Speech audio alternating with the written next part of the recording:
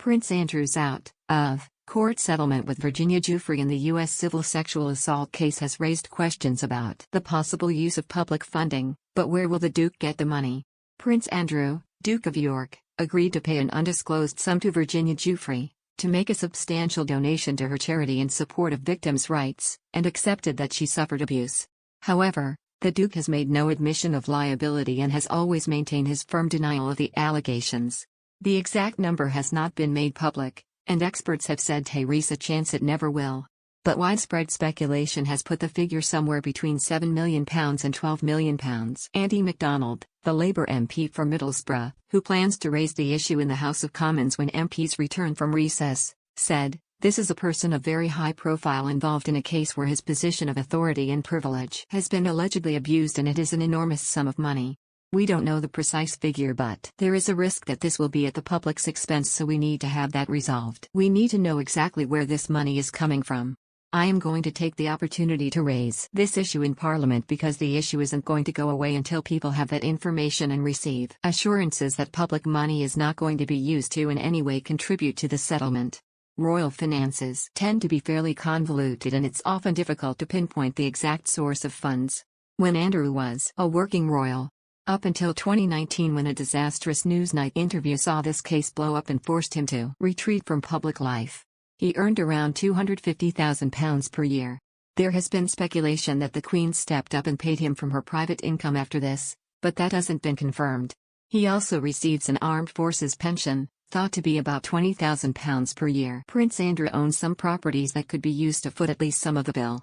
He lives in the Royal Lodge in Windsor, a Grade 2 listed property, but that is leased from the Crown Estate and is not an asset that could be sold. But some funds could come from selling a luxury chalet in the Swiss ski resort of Fairbier, which he bought in 2015.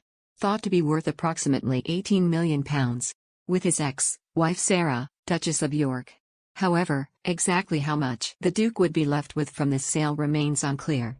According to the Eye, the chalet was purchased in part with a £13 million mortgage, with the rest made up from a loan from a French socialite.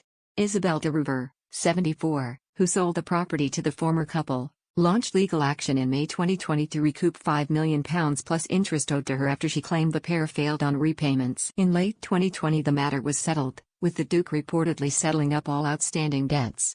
Ms de Rouver told the Mail Online at the time, "That is the end of the story, thankfully. The war is finished. It is the end of the matter. I have nothing to do with it now. That's all." The Duke is now free to sell the property, with a spokeswoman confirming that a sale is currently in process, although yet to be completed. In 2007, Andrew sold his Sunninghill Park home, a wedding present from the Queen, for £15 million to Timur Kulibayev, the son-in-law of the then President of Kazakhstan, via an offshore trust in the British Virgin Islands. So could all these various sources see the Duke cobble together enough money to pay Ms. Giuffre without having to ask his mother for help?